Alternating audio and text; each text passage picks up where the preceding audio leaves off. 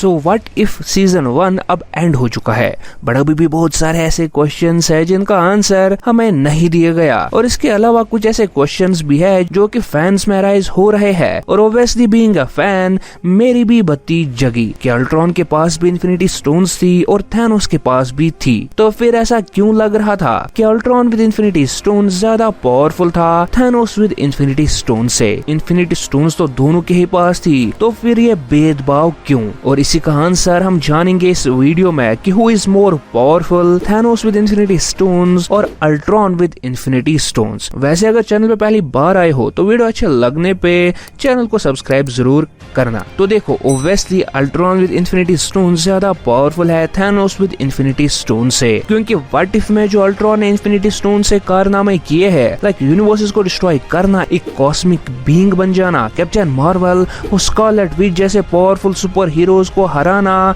इसके सामने थैनोस ने जो किया इन्फिनिटी स्टोन्स के साथ वो तो कुछ भी नहीं।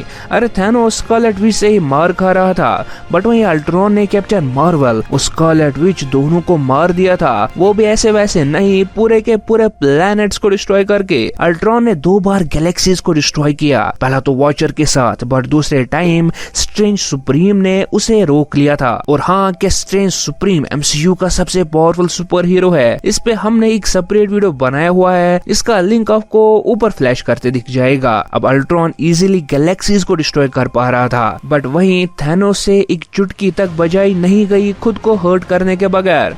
और इन दोनों टास्क्स को अंजाम देने के लिए पावर लेवल्स में बहुत ही ज्यादा डिफरेंस था। लाइक टोनी ने कहा था कि स्नैप की एनर्जी इतनी है कि वो एक कॉन्टिनेंट को डिस्ट्रॉय कर सकती है, और थैनोस 2 बार स्नैप करके अधमरा हो गया था, बट वहीं एक गैलेक्सी को डिस्ट्रॉय करने के लिए ऑब्वियसली तुम्हें ज्यादा एनर्जी चाहिए, और अल्ट्रॉन ऐसा विदाउट एनी इफेक्ट कर पाया था। अब ये तो समझ आ गया कि अल्ट्रॉन ज्यादा पावरफुल है, बट ऐसा क्यों है, मार्वल वालों ने ये भेदभाव क्यों किया? तो इसके 2 रीजंस है। सबसे पहला, अल्ट्रॉन के पास वाइब्रेनियम बॉडी थी, और वाइब्रेनियम इन्फिनिटी स्टोन्स की एनर्जी को ज्यादा अच्छे से कंट्रोल कर पाती है एज कम्पेयर टू यूरो। और साथ ही अल्ट्रॉन की पूरी बॉडी प्लस विजन भी वाइब्रेनियम से ही बना था, तो इन्फिनिटी स्टोन्स की एनर्जी को वो बड़ी आसानी से एब्जॉर्ब कर पा रहा था। बट वहीं थैनोस ने तो इन्फिनिटी गॉन्टलेट बनाया था, but still infinity gauntlet infinity stones की एनर्जी को वाइब्रेनियम की तरह कंट्रोल नहीं कर पा रहा था, और इसलिए उसकी बॉडी को कीमत चुकानी पड़ी। बट अल्ट्रॉन के पास वाइब्रेनियम बॉडी होने का एडवांटेज था।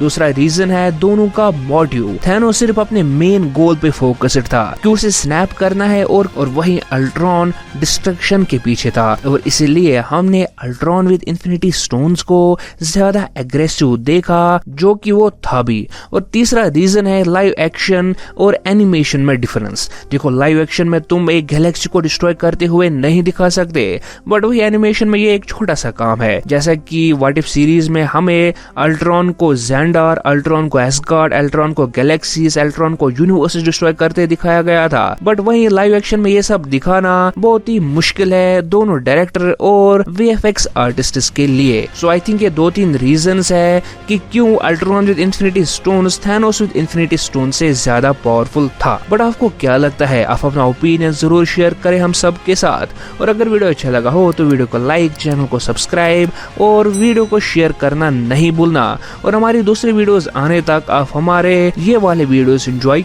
कर सकते हो।